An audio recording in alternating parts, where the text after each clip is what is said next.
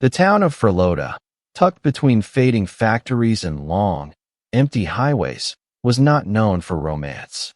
Life here was practical, sometimes hard, and neighbors rarely got involved in each other's business unless something went terribly wrong. That's why, on a warm Saturday afternoon, when a modest crowd gathered at the small community church, people couldn't stop whispering. The bride, Marissa Kane, was radiant. She wore a second-hand gown stitched with care, its lace slightly yellowed by time, but on her, it seemed almost regal. At 34, Marissa had walked a long, painful road to this moment. She had faced whispers, rejection, and the kind of loneliness that makes silence feel heavy. As a transgender woman in a small town, she had always feared she might never walk down an aisle at all. Yet here she was, her hands trembling as she clutched a bouquet of lilies, her eyes glistening with the kind of hope she had once thought belonged only to other people. Waiting for her at the altar was Daryl Brooks. He was 37, tall but worn down, his shoulders hunched as if carrying weight no one could see. His dark suit didn't quite fit. It had been borrowed, and the sleeves were a little too short. His face was handsome in a rugged, dangerous way, creased with lines that spoke of sleepless nights, anger, and regret. Just months earlier, Daryl had walked out of the state penitentiary after serving 8 years for a violent assault. Some saw a man still marked by prison, his eyes flickering with restlessness. Others saw what Marissa chose to see, a man trying to rebuild, to prove he wasn't beyond redemption. As the pastor cleared his throat, a hush fell over the church. Neighbors leaned closer, curiosity buzzing louder than the summer cicadas outside. "Do you, Marissa Kane, take this man?" the pastor began. Marissa's voice cracked, but it was steady enough to carry across the wooden pews. "I do."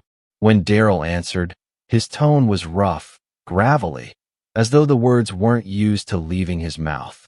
"I do." A few claps echoed. Some guests smiled genuinely. Others exchanged wary glances. Everyone knew who Daryl was. Everyone knew what he had done.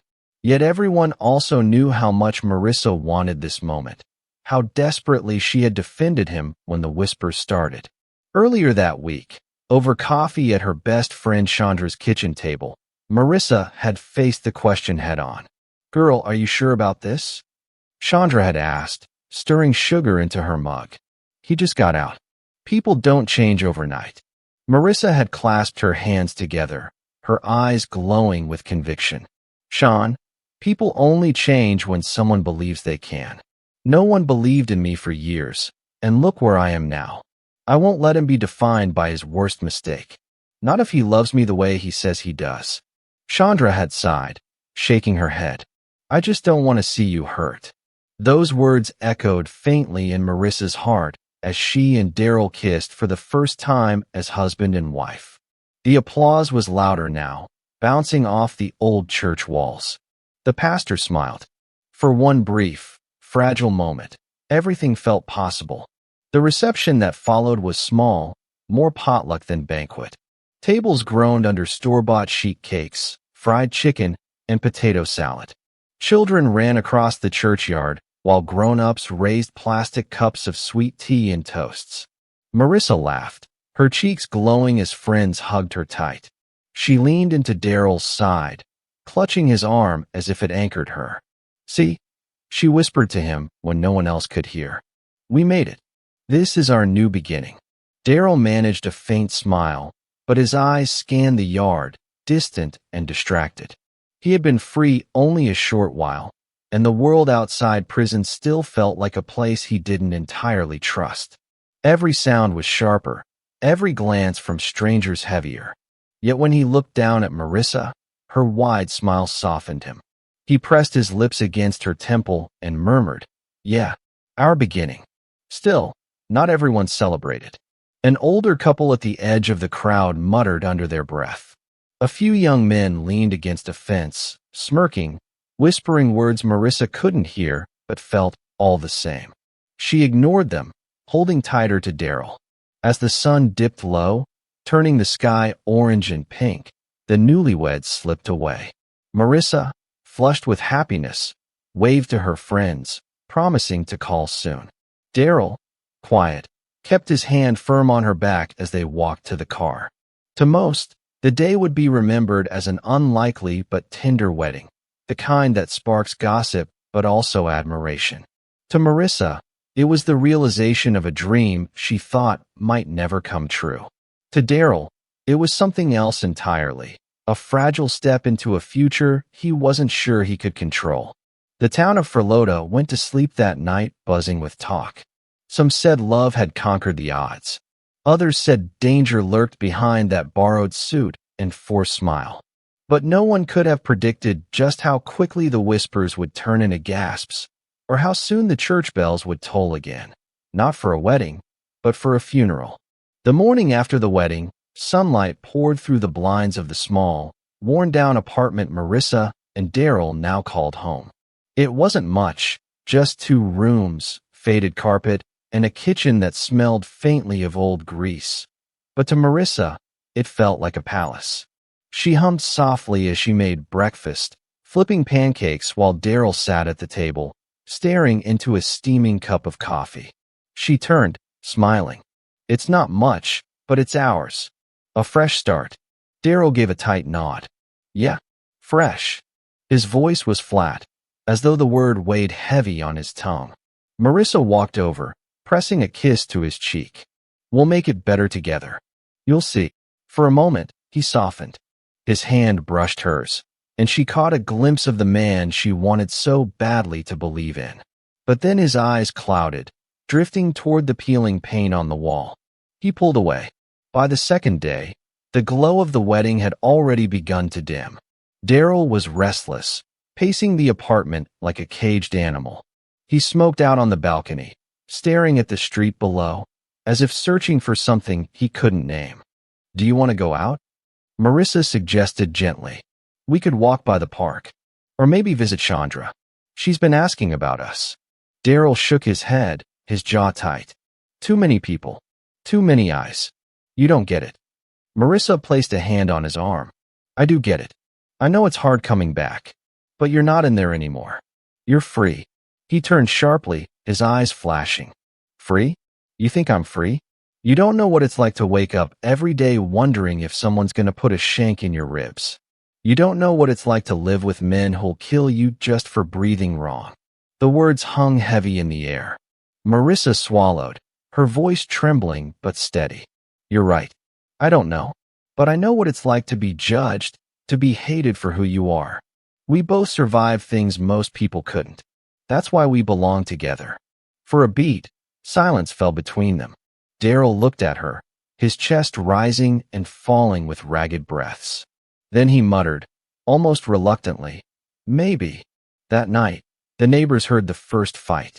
It started with raised voices, muffled through the thin walls. Then came the sharp crack of something breaking. A glass, maybe, or a plate. A woman's voice, strained and pleading. Daryl, please, don't. An elderly neighbor, Mrs. Thompson, sat in her armchair knitting, her hands freezing mid-stitch. She leaned toward the wall, her heart hammering. Later, she would tell detectives, it didn't sound like a spat. It sounded like someone begging for their life.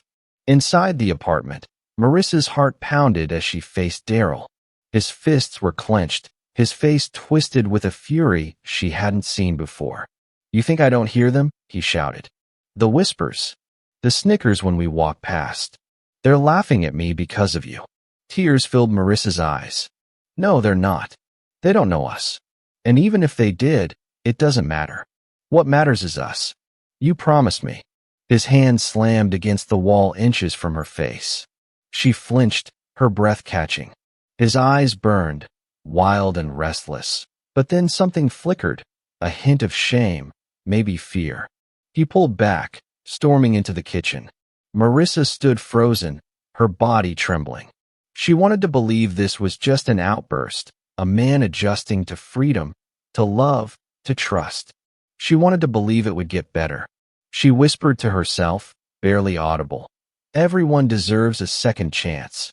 Everyone. But even as she repeated those words, doubt gnawed at her. The next morning, she wore long sleeves, even though the summer heat pressed thick against the windows. When Chandra called to check in, Marissa forced cheer into her voice. "We're fine. Just adjusting. You know how it is." Chandra frowned on the other end of the line. "No, I don't. But I know you, and I know when you're lying. Be careful, Marissa. Please." Marissa glanced at Daryl, who was hunched over the television, his face lit by the flicker of news reports he wasn't really watching. She whispered, "I'll be fine." But deep down, she wasn't sure. The honeymoon phase, if it could even be called that, was already unraveling. Love had carried them to the altar, but in the dim apartment, surrounded by silence and shadows, something darker was beginning to take hold. And the neighbors, those same neighbors who whispered at the wedding, were about to witness a storm no one could ignore. By the third morning of their marriage, the small apartment on Willow Street had fallen eerily quiet. The blinds were drawn tight, the front door bolted from the inside, and not a single light flickered through the curtains. For a neighborhood that thrived on routine, morning greetings, the smell of coffee drifting from open windows, that silence was unsettling. Chandra, who usually heard Marissa's cheerful voice on the phone at least once a day, noticed first. She had called twice the night before, then again in the morning, but each time her call went unanswered. By noon, worry had begun to harden into fear. "She always calls back," Chandra muttered, pacing her kitchen. She tried again, pressing her phone to her ear. Straight to voicemail. Across the hall, Mrs. Thompson noticed something too, a faint, unfamiliar odor creeping into the hallway. It was sharp, sour, and unnatural. She wrinkled her nose, glancing toward the Canebrooks' door. "That's not right," she whispered to herself. By late afternoon, the unease had spread. A delivery man knocked once, twice, then left a package outside when no one answered. Children playing in the courtyard whispered to each other, "Why is it so quiet up there?" Finally, Chandra couldn't take it anymore. She marched up the steps, her heels clicking against the old wood. She banged on the door. "Marissa? It's me. Open up." Her voice cracked with urgency. Silence answered. She pressed her ear to the door and froze. Inside, she thought she heard something faint, a low hum, like the refrigerator, but nothing else. No movement, no voice, no life. Her gut screamed that something was terribly wrong. She dialed 911. When the police arrived, 2 uniformed officers stood outside the door. One knocked firmly. "Police. Open up." Still nothing. The other officer jiggled the knob. Locked from the inside. "We're going in," the taller officer muttered. With one swift kick, the door splintered open. The officers stepped into darkness. The curtains were drawn, and the air was heavy, thick with the stench of sweat, smoke, and something worse. They pulled flashlights from their belts, the beams cutting through the gloom. The apartment looked disheveled. A chair was tipped over, shards of glass littered the floor, and an ashtray overflowed on the counter. The silence was oppressive, broken only by the steady drip of a faucet. "Check the bedroom," one officer ordered. The door creaked open, and the beam of a flashlight fell across the bed. What they saw stopped them cold. Marissa lay motionless on the mattress. Her body was unnaturally still, her skin pale against the dark sheets. Her wrists bore faint, angry marks as though something had bound them. A crumpled piece of paper rested beside her hand. "Jesus Christ," the younger officer whispered, his stomach turning. The note was short, scrawled in shaky handwriting. "I can't live like this anymore. I'm sorry, but something was off." The words slanted differently than the signature on Marissa's driver's license, which one officer later compared. Even more damning, the rope still dangled from the bed frame, frayed where it had been hastily cut. The older officer exhaled slowly, his voice grim. "This doesn't look like suicide." Detective Carla Henderson was called in within the hour. At 42, she had seen her share of violent crime, but walking into that room gave her pause. She studied the scene. The broken lamp on the floor, the faint bruise around Marissa's neck, the torn hem of her nightgown. She crouched by the bed, her flashlight steady. Someone wanted us to think she did this to herself. But it's too sloppy. Her partner glanced at the note. You think he staged it? Carla's eyes narrowed. If this was suicide, why tie her wrists? Why leave signs of a struggle? She turned toward the hallway, her gaze locking on the doorway as if expecting Daryl Brooks to walk through at any second. But Daryl was nowhere to be found. Back in the living room, the faint odor Mrs. Thompson had noticed earlier was stronger, unmistakable now. The officers exchanged grim looks. Forensic teams began snapping photos, bagging evidence, and dusting for prints. Outside, neighbors gathered, whispering in hushed tones as yellow tape stretched across the stairwell. Chandra arrived just in time to see Marissa's body being wheeled out under a white sheet. She screamed, collapsing into a nearby officer's arms. No. She was supposed to be safe. She was supposed to be happy. The scene played out like a nightmare, the entire neighborhood frozen in shock. The marriage had lasted less than 3 days. And for Detective Carla Henderson, the case was already clear in her mind. Someone had turned a promise of love into a stage for murder. Detective Carla Henderson stood in the dimly lit apartment, her latex gloves snapping into place as she surveyed the scene. Years of homicide work had taught her to see past the obvious, to read the story hidden in the smallest details. And here, in this cramped bedroom, the story screamed at her. This wasn't suicide. She moved carefully, her flashlight grazing across the bruises that circled Marissa's wrists. The ligature marks were too deep, too symmetrical. She didn't do this to herself, Carla murmured. Her voice was steady, but inside, she felt the chill of anger rising. Her partner, Detective Luis Ortega, flipped through the so-called suicide note. The handwriting was uneven, jerky, as if someone had tried too hard to make it look desperate. He frowned. Doesn't match her DMV signature. Not even close. Carla glanced up. Because it's not hers. He wanted us to believe she gave up. But look around. This room tells another story. She pointed to the broken lamp on the floor, the scratch marks along the wooden headboard, the faint trail of blood droplets leading toward the bathroom. She fought. She fought hard. The forensic team moved in quietly, photographing everything. One technician bagged the note, another swabbed the bruises for DNA. The flash of cameras lit the room in harsh bursts, like lightning in a storm. Outside the bedroom, neighbors clustered at the top of the stairwell, their faces pale under the flicker of police lights. Carla stepped into the hall, pulling her notepad from her pocket. I need statements. Who heard what, and when? Mrs. Thompson spoke first, her voice trembling.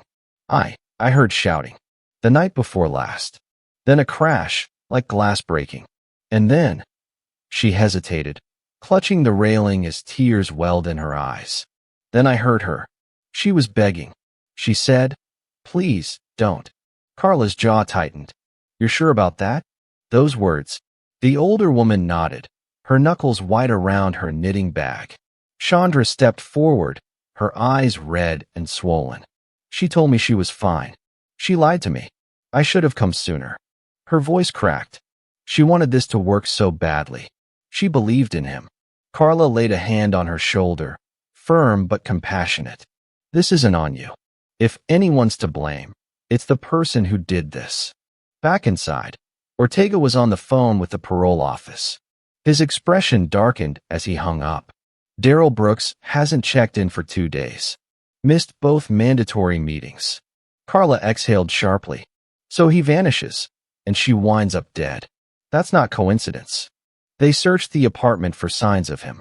His clothes were scattered, but his shoes were missing.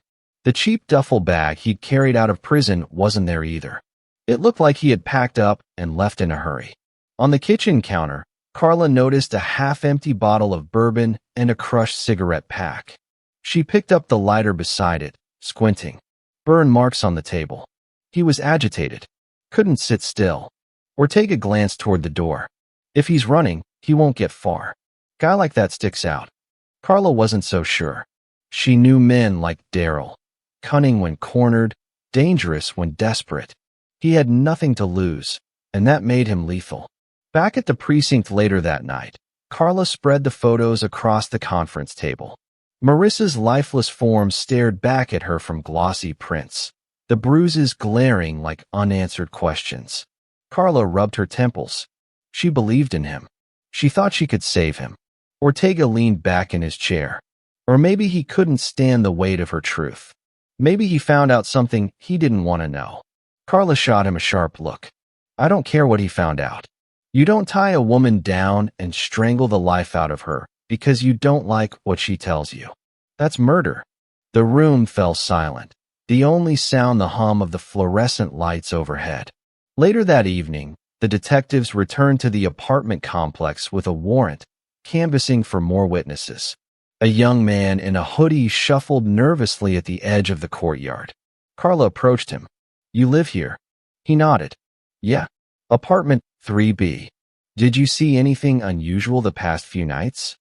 He hesitated, glancing around. I saw him. The guy. Daryl. He was out back, near the dumpster. He was smoking, pacing. Kept muttering to himself, real angry. I didn't hear all of it, but he said something like, she played me. She lied. Carla scribbled it down, her pulse quickening. Pieces were starting to fit, but the full picture was still jagged. As she climbed back into her unmarked car, she stared out at the flickering neon sign of the liquor store across the street. Somewhere out there, Daryl Brooks was breathing the same night air, maybe already planning his next move. She whispered to herself, almost as a vow, I'll find you. And when I do, you'll answer for what you did to her. The hunt had begun. Detective Carla Henderson sat at her desk long after midnight, a styrofoam cup of cold coffee untouched beside her. The crime scene photos stared back at her from the table, Marissa's bruised wrists, the staged note, the overturned lamp. But it wasn't just the brutality that haunted her. It was the question why. Every murder had a motive, and she knew that behind this one lay a truth darker than the crime itself. By morning, she had arranged interviews with Marissa's closest friends. Chandra was first. Her eyes were bloodshot, her voice hoarse from crying. She clutched a tissue as she spoke. She wanted to believe in him, Chandra said, her voice breaking. No matter what anyone said, she swore he was different with her. She thought love could fix him. She thought she could be the reason he changed. Carla leaned forward gently. Did she ever tell you she felt unsafe? Chandra hesitated, guilt flickering across her face. Not directly, but she wore long sleeves when it was 90 degrees outside. She laughed it off, said she was clumsy.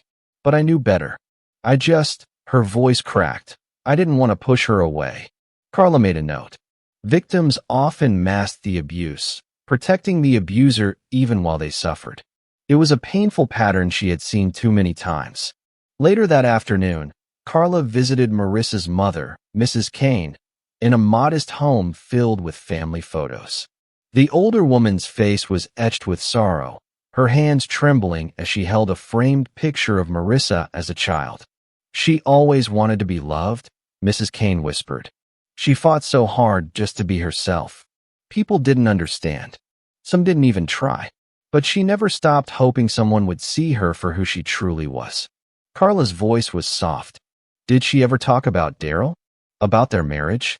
Mrs. Kane's eyes welled with tears. She said he made her feel safe, that he accepted her in a way others hadn't. I begged her to be careful, but she said everyone deserved a second chance. Even him. Carla's stomach nodded. That phrase again. A second chance. For Marissa, it had been a dream. For Daryl, it might have been a weapon. Meanwhile, Ortega pulled background on Daryl's prison record. It painted a grim picture. Fights, disciplinary actions, long stretches in solitary. In one report, a guard noted, Brooks shows hostility when taunted about his woman on the outside. Another inmate had mocked him, suggesting he was being played. Daryl had exploded, breaking the man's nose before officers dragged him away. Carla slammed the file shut. So he snapped the moment his pride was challenged. And when Marissa's truth threatened that pride, he snapped again. But as the case gained traction, it wasn't just detectives asking questions. Reporters crowded outside the precinct, their microphones flashing. Headlines screamed across local papers. Newlywed found dead in Friloda apartment. Ex-con husband missing. Hate crime or domestic violence. On talk radio, voices clashed. She lied to him, one caller argued. If he didn't know she was trans, maybe he lost it. That doesn't make it right, but it explains it. Another caller snapped back, furious. Nothing explains tying a woman down and killing her. This was hate, plain and simple. She trusted him, and he destroyed her. The debate spiraled beyond Friloda, stirring national outrage. Advocacy groups lit candles outside City Hall, chanting Marissa's name. At the same time, some online commentators painted Daryl as a victim of deception. For Carla, the noise was infuriating. She sat with Ortega in their office, shaking her head. They're all looking for excuses. But this isn't about politics or identity debates. This is about a woman who wanted love and ended up dead. Ortega looked grim. Public opinion's already split down the middle. By the time we find him, this case is going to be on every channel in America. Carla leaned back, her jaw tightening. Then we'd better make sure the evidence speaks louder than the noise. If we don't, he'll turn this into a circus. And Marissa deserves better than that. As night fell over Friloda once again, Carla stood outside the precinct, watching the flicker of vigil candles across the street. The faces of strangers glowed in the light, some weeping quietly, others holding signs. Justice for Marissa. She whispered into the cool night air, almost like a prayer. We'll get him. I promise. The manhunt for Daryl Brooks stretched into its fourth day, tension winding tight across Friloda. Patrol cars swept through rundown motels, abandoned warehouses, and the outskirts of town where rusted train cars sat idle. Flyers with his mugshot plastered street corners. A gaunt face with restless eyes, a reminder that danger was still out there. Detective Carla Henderson hardly slept. Each lead seemed to vanish into smoke until finally, a call came from a bartender at a grimy dive on the edge of town. The man had stumbled in, drunk and disheveled, ranting about betrayal, about a woman who ruined his life. The bartender recognized him immediately. Within minutes, squad cars descended on the scene. Inside the bar, Daryl sat slumped on a stool, a half-empty bottle of whiskey clutched in his hand. His eyes darted to the flashing lights outside. "They're here for me," he muttered, almost to himself. Officers stormed in, weapons raised. "Hands up. Now." Daryl smirked bitterly, raising his hands slowly. "Took you long enough," he sneered. She lied. "I just gave her what she deserved." Carla stood in the doorway, watching him being cuffed, her chest tightening with both triumph and fury. She wanted to scream at him, to ask how he could take a woman's love and twist it into violence. But she said nothing. His words would damn him more than she ever could. The trial began 3 months later, the courthouse steps packed with protesters. Some held candles, chanting Marissa's name, while others carried signs that read, "Truth matters too," and "Stop the lies." The divide was clear. Was this a hate crime, or a tragedy born of deception and rage? The question burned hotter than the summer sun. Inside the courtroom, the air was electric. Reporters filled the benches, their pens scratching furiously. Jurors sat stiffly, eyes locked on the man at the defense table. Daryl wore a borrowed suit again, his shoulders rigid, his gaze sharp with defiance. The prosecution wasted no time. In her opening statement, Assistant District Attorney Michelle Carter spoke with conviction that rang through the wood-paneled room. This is not about deception. This is not about secrets. This is about a man who tied down his wife, strangled her, and then tried to make it look like she killed herself. The evidence is undeniable. The motive? His pride, his rage, his inability to handle rejection without violence. She paused, turning toward the jury. Marissa Kane believed in second chances. She believed in him, and he repaid her trust with murder. Gasps rippled through the crowd. The defense countered with a narrative as volatile as it was controversial. Defense attorney Mark Jennings rose, his voice slick and deliberate. "Ladies and gentlemen, my client was deceived. He believed he was marrying a woman who was honest with him, but crucial truths were hidden.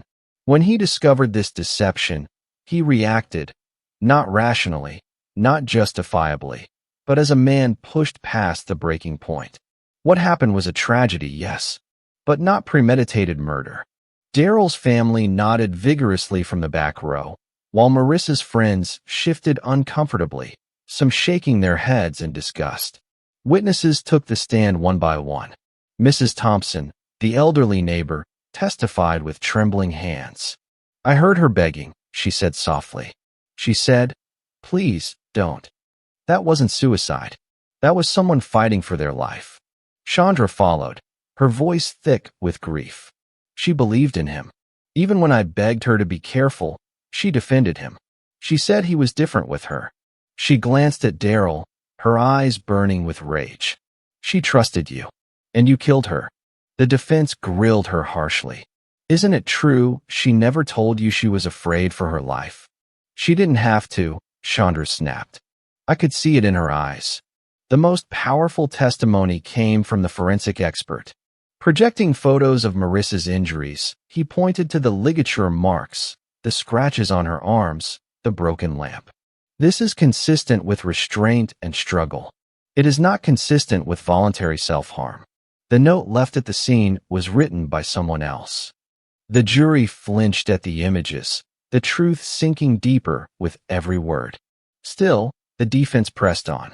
During his testimony, Daryl leaned forward, his voice loud, raw, and unapologetic. "She never told me who she really was.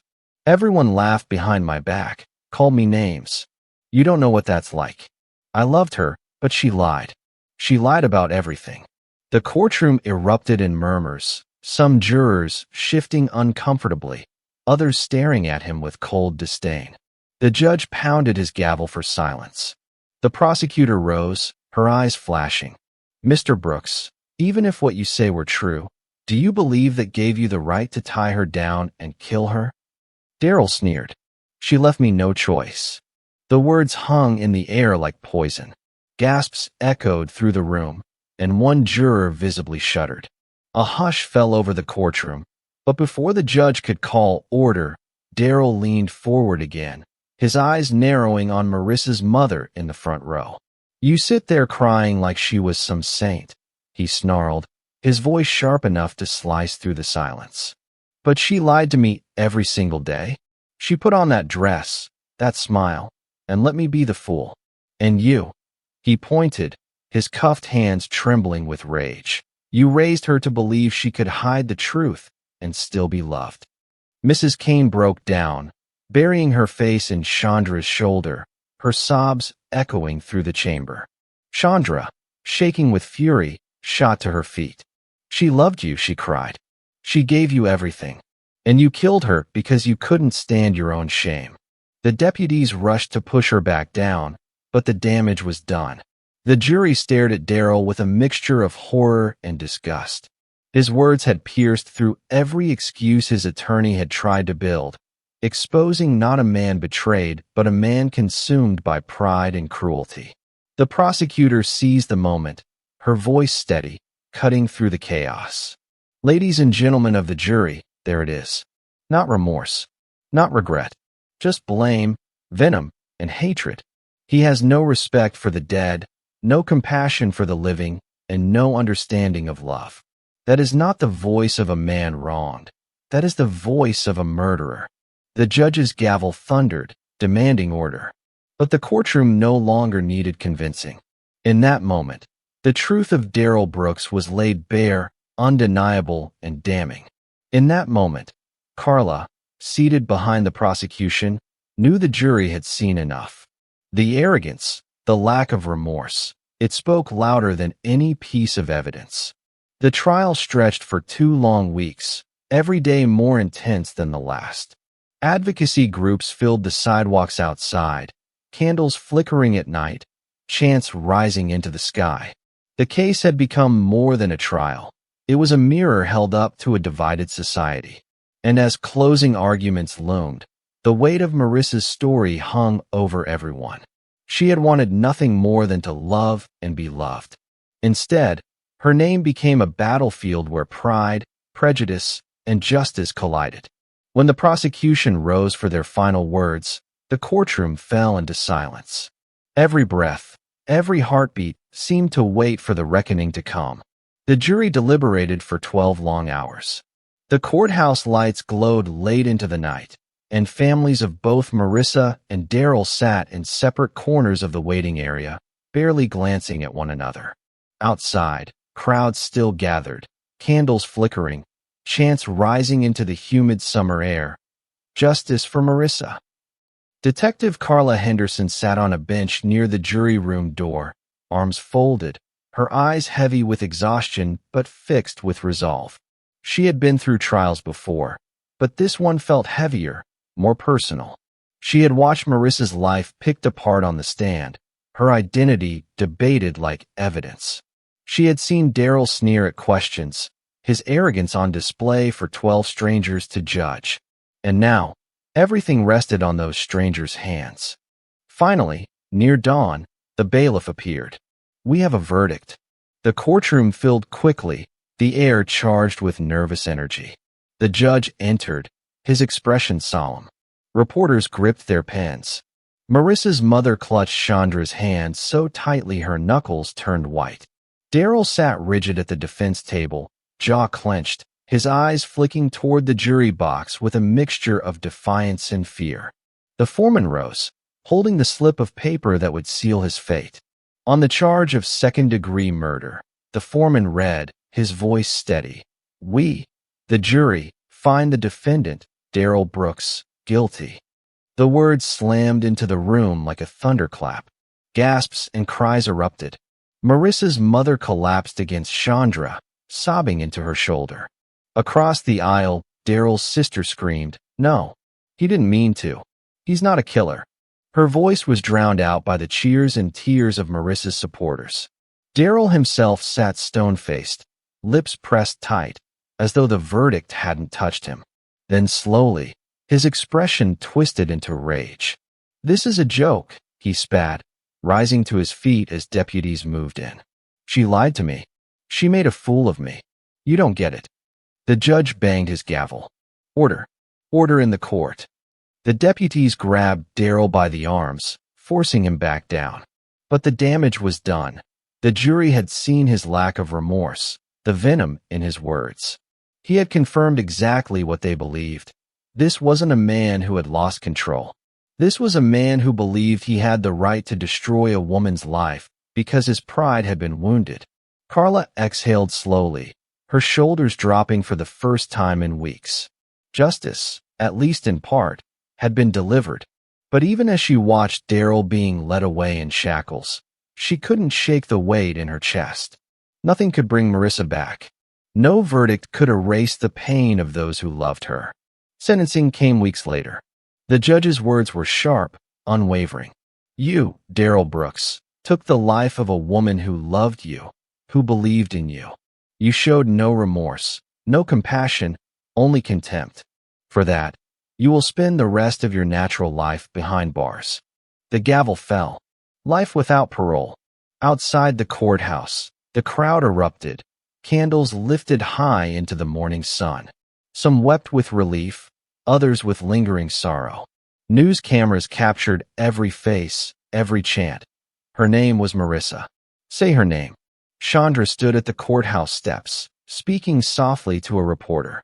She deserved a love story, not a headline.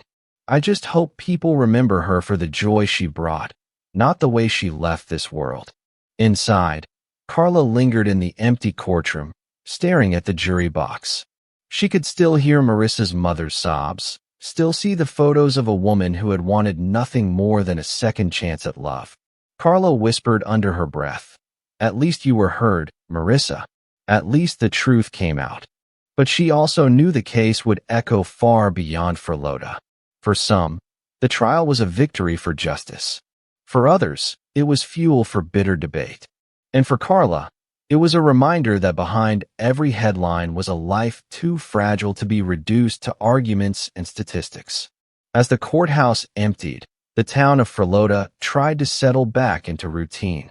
But the verdict lingered in the air like smoke after a fire.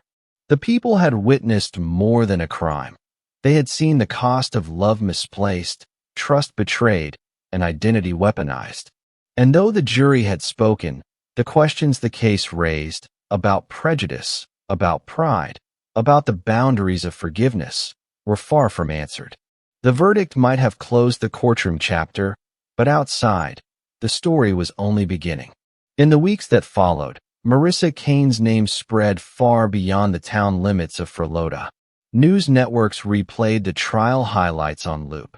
Daryl's angry outburst, the jury foreman's steady voice delivering the guilty verdict, the haunting photo of Marissa smiling on her wedding day, her eyes full of hope. Across America, living rooms erupted with debate. Talk shows framed the tragedy as a cultural fault line. On one channel, commentators spoke with urgency about the violence faced by transgender women, especially women of color. This wasn't just a domestic dispute, one advocate argued. This was a hate crime. It was her identity that made her a target. On another channel, critics pushed back. He was deceived, a guest insisted. She didn't tell him who she really was. You can't expect a man not to explode when his entire marriage is built on a lie. The clash of opinions ignited firestorms on social media. Hashtags trended daily. Hashtag Justice for Marissa competing with hashtag Truth for Daryl. Beneath each post were thousands of comments, some compassionate, others vicious. Chandra scrolled through them late at night, her stomach twisting at the cruelty. They're making her life into a debate, she told a local reporter, tears in her eyes. But she wasn't a debate. She was my best friend. She was a person who wanted love. And that should have been enough. Vigils spread from Friloda to cities across the country. In Atlanta, hundreds gathered on the courthouse steps, holding candles as the sun set behind skyscrapers. In New York, activists painted Marissa's name across banners that hung from bridges. In Los Angeles, a mural appeared overnight, a portrait of Marissa in her wedding dress, surrounded by lilies, her smile both fragile and eternal. Her mother attended one of the vigils in Friloda, standing quietly among the crowd. She didn't speak to reporters, but when someone placed a candle in her hand, she whispered softly, "She finally has the love she deserved. People see her now." Detective Carla Henderson followed the coverage with a heavy heart. She had been in law enforcement long enough to know that not every victim's story received this kind of attention. Most faded quickly, buried beneath new headlines. But Marissa's case had struck a nerve, and Carla understood why. It wasn't just about one woman's death. It was about the collision of identity, prejudice, and pride. At the precinct, Ortega voiced what many were thinking. "Feels like the whole country's using her to fight their own battles." Carla nodded slowly. Maybe. But if her story makes people think, if it forces them to see what's at stake, then maybe some good comes out of this. Even if it's too late for her. Still, the debates grew sharper. Some churches in town held sermons condemning Daryl's actions and calling for compassion toward transgender people. Others doubled down, preaching that truth cannot be hidden without consequence. The same streets where neighbors once exchanged polite greetings now pulsed with rallies, protests, and arguments that sometimes turned heated. Friloda, once a quiet town, became a symbol, its name invoked in editorials and documentaries. Local businesses put up signs, "We stand with Marissa." Yet graffiti scrawled across an abandoned building read, "Daryl was right." The divide was painful, raw, and unrelenting. Through it all, Carla carried Marissa's memory with her. Late at night, she often returned to the photos. Marissa laughing at her wedding reception, Marissa clutching her bouquet with trembling hands, Marissa lying lifeless on that bed. She remembered the promise she had whispered at the vigil, "We'll get him. I promise." And she had. But justice, she knew, was never simple. It didn't erase the loss. It didn't heal the wound. One evening, weeks after the sentencing, Carla visited Marissa's grave. A cluster of fresh flowers lay at the headstone, some from strangers who had traveled miles to pay respects. Carla crouched down, brushing her hand against the cool stone. "You changed more than you ever knew," she said quietly. "You wanted love. Instead, you left behind a movement." The cemetery was still, the only sound the rustle of leaves in the breeze. As Carla stood, she thought of the unanswered questions still lingering in the air. Could Daryl have been saved? Could Marissa have been spared if society had offered her more protection, more acceptance? Or was this tragedy always waiting to unfold, written the moment their paths crossed? She didn't know. Maybe no one ever would. What she did know was this: Marissa Kane's story would not be forgotten. It had become part of the national conversation, a reminder of how fragile trust is, how dangerous pride can be, and how love, so often seen as salvation, can sometimes lead straight into the darkest corners of human cruelty. And in living rooms across America, viewers asked themselves the question that Carla could never shake. Was Marissa failed first by the man she married, or by the world that never fully embraced her? The seasons changed in Friloda, but the memory of what happened in that small apartment lingered like a scar no one could ignore. The crime scene tape had long been taken down, the whispers of neighbors replaced by new stories, new scandals, new tragedies. Yet for those who had loved Marissa Kane, time did not erase her absence. Her mother visited the cemetery often, carrying fresh lilies, placing them gently on the grave marked by her daughter's name. Sometimes she spoke aloud, other times she sat in silence, her lips pressed together in grief too deep for words. "You just wanted love," she whispered once, the words trembling in the cool autumn air. "You deserved so much more." Chandra, too, carried the loss like a shadow. She would catch herself reaching for her phone, ready to call Marissa about some small detail of her day, before remembering. At the coffee shop where they used to sit, she sometimes left the second chair pulled out, as though waiting for her best friend to return. She believed in people, Chandra told anyone who would listen, even when they didn't deserve it. That was her gift and her curse. For Detective Carla Henderson, the case etched itself into her memory in ways she hadn't expected. She had worked murders before, had seen lives stolen and justice fought for, but this was different. This wasn't just about one woman and one man. It was about the fragility of acceptance, about how quickly love could curdle into violence when pride and prejudice were stirred together. Sometimes, late at night, she replayed Daryl's words on the stand. "She left me no choice," and shuddered. There had always been a choice. He just didn't take it. Across the country, Marissa's story refused to fade. Documentaries dissected the trial, podcasts debated the verdict, op-eds filled with fiery arguments. To some, she was a martyr for truth and identity. To others, a symbol of secrecy and consequence. The divide persisted, raw and unresolved. Yet at vigils and marches, people spoke her name with reverence. Marissa, a woman who wanted only to be seen for who she was. A woman who gave her heart to a man who could not see past his own anger. In the end, her story became more than a crime. It became a mirror, forcing people to look at themselves, at their communities, at their prejudices. It forced the question no verdict could ever settle. Who failed Marissa first? The man who killed her, or the world that never fully allowed her to live in peace? The candlelight vigils eventually dwindled. The headlines moved on. But in quiet places, at her grave, in the heart of her mother, in the memories of her friends, Marissa's light still burned. Faint, flickering, but stubbornly alive. And for those who heard her story, that light was impossible to forget.